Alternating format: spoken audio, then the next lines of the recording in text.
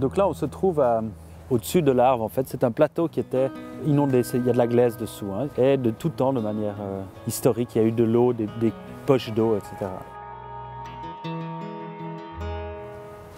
Cette zone humide en forêt est très importante pour la reproduction des grenouilles rousses, entre autres, et des tritons. Donc ces deux espèces viennent au mois de mars pour pondre.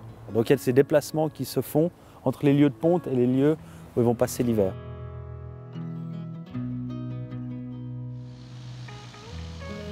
Les aménagements qui ont été effectués ici, ce sont des aménagements qui ont pour but de valoriser en fait, ou de favoriser la ponte de ces batraciens.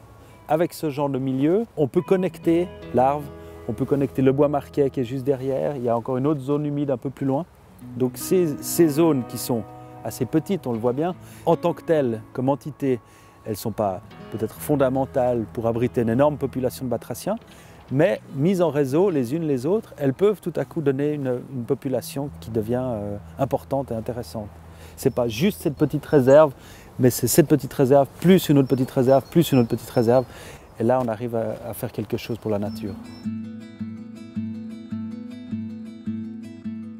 On peut le faire à toutes les échelles. On peut parler du crapaud-duc. Ça, c'est quand on a une grosse population dans un site donné et il y a une grosse route qui traverse. Là, on peut effectivement construire un ouvrage qui permettra aux batraciens de passer sur la route et d'éviter de se faire écraser. Il y a des ouvrages qui sont des ouvrages de génie civil, il y a des grandes choses qui peuvent être entreprises, mais il peut aussi y avoir des toutes petites choses.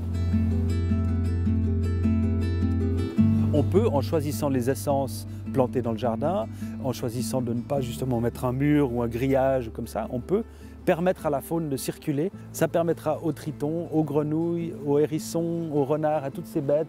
Ça permet de connecter ces zones. Il y a 1012 choses qui font que la vie peut rentrer dans nos villes.